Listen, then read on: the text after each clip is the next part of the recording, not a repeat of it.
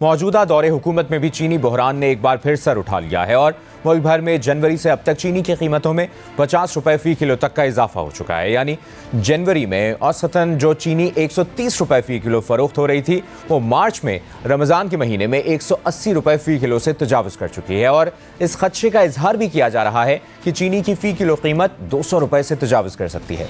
कीमतों में इस इजाफे की वजह हमेशा की तरह चीनी को पहले बरामद करने और फिर दरामद करने का फैसला करार दिया जा रहा है। वफाकी हुकूमत ने पिछले साल जून से अक्टूबर के दौरान तकरीबन 7.5 लाख टन चीनी बरामद करने की मंजूरी दी, जिसकी वजह यह बताई गई कि मुल्क में चीनी का वाफिर जखीरा मौजूद है। शुगर मिल्स की जानिब से यकीन दहानी कराई गई कि बरामद के बावजूद मुल्क में चीनी की कीमत 140 से 145 रुपए से बढ़ने नहीं दी जाएगी।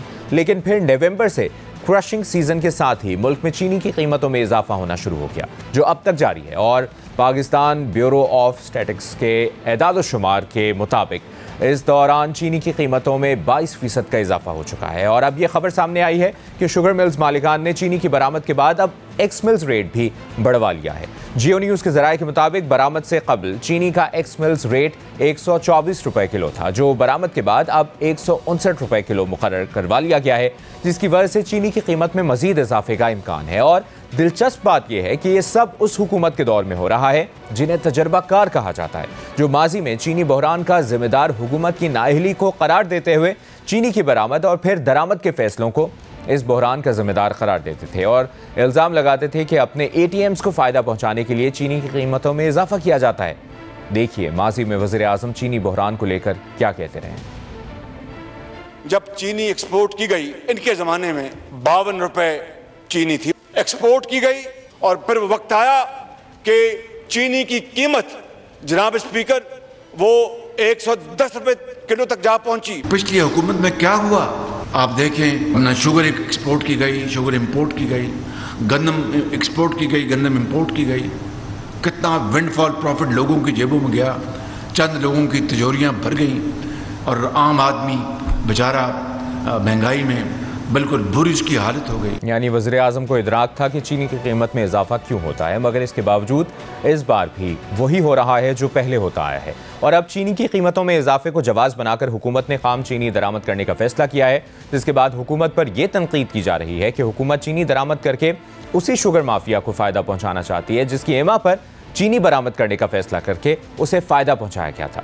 जबकि दूसरी जानिब शुगर मिल्स मालिकान का मौक़िफ़ है कि चीनी की कीमतों में इजाफे की वजह चीनी की बरामद नहीं बल्कि हालिया इजाफा ज़ख़ीरा अंदोज़ी और नाजायज़ मुनाफाखोरी की वजह से है। एक तरफ चीनी की कीमतों में इजाफे से आवाम परेशान है, तो दूसरी जानिब गन्ने के काश्तकार अपनी फसल का मुआवजा ना मिलने का शिकवा कर रहे हैं। किसान तंजीमों के नुमाइंदों का कहना है कि 28 फरवरी को मुल्क भर में क्रशिंग सीजन खत्म हो चुका है, लेकिन रमज़ान और ईद के बावजूद शुगर मिल्स मालिकान किसानों को अदायगियाँ नहीं कर रहे और बाज़ मिल्स ने किसानों के एहतजाज के बाद उन्हें मुआवजे की बजाय पोस्ट डेटेड चेक्स देना शुरू कर दिए हैं, जिसके बाद किसानों ने मुख्तलिफ शुगर मिल्स के बाहर धरने देने का ऐलान किया है।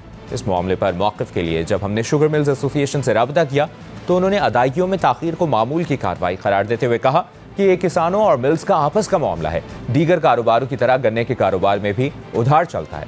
इस सारे मामले पर बात करेंगे, जिसके लिए हमारे साथ मौजूद हैं महमूद हुसैन बुखारी, जो किसान फाउंडेशन के सदर हैं। बहुत शुक्रिया आपके वक्त के लिए हुसैन बुखारी साहब। कई अहम सवालात आपके सामने रखने हैं। नवंबर से पाकिस्तान में क्रशिंग का सीज़न शुरू होता है और 3 हफ्ते पहले ही क्रशिंग ख़त्म हुई है। माजी में हम देखते रहे हैं कि क्रशिंग शुरू होने से पहले चीनी की कीमतों में इजाफा होता है, मगर इस बार क्रशिंग के दौरान चीनी की किल्लत और कीमतें बढ़ने का जो मामला सामने आया है वो गैर मामूली है। आप बताइए ये सारा क्या मामला है, चीनी की कीमत में इजाफा क्यों हो रहा है?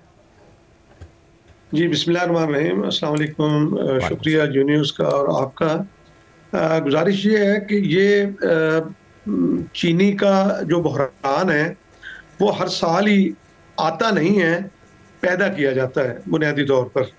वरना अगर सीधा सीधा आप देखें तो सीज़न जो है वो शुरू होता है नवंबर के अंदर, तो ये जान के इसको डिले किया जाता है। और जब डिले करते हैं उसका बुनियादी तौर पर मकसद ये होता है कि किसान जो है वो गंदम न बीज पाए और वो गन्ने पर ही उसका इन्हिसार हो और गन्ने की फसल ज़्यादा हो, तो उससे जो है वो शुगर मिल्स वाले अपनी मनमानी और अपनी मर्जी करते हैं और रेट जो है वो भी अपनी मर्जी का देते हैं और साथ कटौती भी करते हैं और किसान को जो है वो परेशान करते हैं बुनियादी तौर पर। तो ये उनकी तरफ से होता है, चूँकि हुकूमत जो है वो खुद जो है उसके अंदर जो शुगर मिल्स के मालकान हैं वो बैठे होते हैं, चाहे वो अपोजिशन हो या, यानी ये मैं कहता हूँ कि ये पॉलिटिकल क्रॉप है। और जब से क्रॉप पॉलिटिकल हुई है और ये पॉलिटिकल लोगों के हाथ चढ़ी हैं तो उस वक्त से जो है वो किसानों का इस्तेहसाल किया जा रहा है, किसानों के साथ ज्यादती की जा रही है और कोई सुनने वाला नहीं है। किसान को जो उसका मुआवजा है, जो शुगर केन पॉलिसी के अंदर जो लिखा हुआ है, वो उसको देने के लिए तैयार नहीं है। आप ये देखें कि 2020 में जो हुकूमत थी तो उसने एक ऑर्डिनेंस, शुगर केन ऑर्डिनेंस जारी किया और फिर वो एक्ट बनाया कि 15 दिन के अंदर अगर आप पेमेंट नहीं करेंगे किसान को तो आप जो है वो उस मालिक के खिलाफ जो है वो पर्चा दर्ज होगा। और मतलब एक अफसोस की बात यह है कि आज किसानों की जो है वो पेमेंट्स रोक दी गई हैं। ईद सर के ऊपर है और उन्होंने अगली फसल भी काश्त करनी है, तो बेशतर जो है वो पंजाब की जो मिलों ने जो आपकी अपर पंजाब की हैं, फैसलाबाद जो डिवीजन की हैं मिलें, और कुछ मिलें जो है वो डिस्ट्रिक्ट रहीम यार खान की हैं, आपकी बहावलपुर की हैं। अब मैं मतलब एक आपको नाम महमूद साहब, हम देख रहे हैं कि इस वक्त चीनी तकरीबन 180 रुपए की सतह पर फरोख्त हो रही है और एक अंदाजे के मुताबिक चीनी की कीमत में 1 रुपए के इजाफे से मिल्स को 3 से 5 अरब रुपए का मुनाफा होता है। तो अभी तो कीमतों में 50 रुपए तक का इजाफा हो चुका है, फिर ये शिकायत क्यों सामने आ रही हैं कि शुगर मिल्स गन्ने के काश्तकार को बर वक्त अदायगियां नहीं कर रही? वो मतलब हिर्स है। आप ये देखें कि पिछले साल 40 अरब रुपए जो है वो किसानों का रोके रखा। आप यकीन कीजिए कि बाज किसान बेचारा इस तरह का भी होता है जो 1 एकड़ का है, 2 एकड़ का, 3 एकड़ का, उसकी एक ट्राली, उसकी कुल कायनात वही होती है। अब मुझे बताएं क्या तुक बनता है कि मिलें बंद हो गई, शुगर मिलें, और किसान को पेमेंट नहीं हो रही और मारे मारे फिर रहे। फिर कुछ मिलें ये कर रही हैं कि वो जनाब चेक्स काट के दे रही हैं 3 महीने की। क्या हुकूमत सोई हुई है? हुकूमत नहीं देख रही कि भाई किसानों के साथ ये जुल्म क्यों हो रहा है और किसानों के साथ ये ज्यादती क्यों हो रही है? कहाँ है मोहतरमा, कहाँ है वजीर आजम साहब, कहाँ है हमारे सिंध के वजीर आला? क्या वो इतना भी नहीं कर सकते कि अब चीनी का रेट कहाँ का कहाँ पहुंच गया? आप देखें कि इन्होंने पहले 7.5 लाख टन हुकूमत से, वही मैं कहता हूं ना कि मुनसिफ भी यही है, कातिल भी यही है, सही। और महमूद साहब, लेट क्रशिंग से रबी की फसलों खासतौर पर गंदम की बिजाई भी यकीनन मुतासर हुई है। इससे गंदम की फसल के कितने नुकसान का अंदेशा है? जी देखें, आपने बड़ा अच्छा सवाल किया है।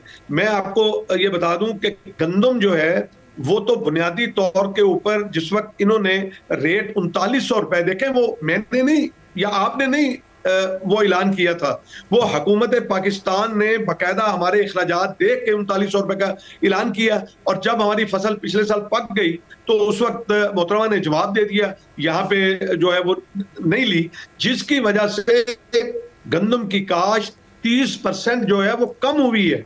यही हम उस वक्त जो है वो पीट रहे थे कि खुदारा आप जो है वो इसकी सपोर्ट प्राइस मुकर्रर करें। तो अभी हम सुन रहे हैं कि जी वो 2800 और 2900 रुपए, इससे ज्यादा किसी ने ली। उधर कहते हैं कि डीरेगुलाइज कर दिया।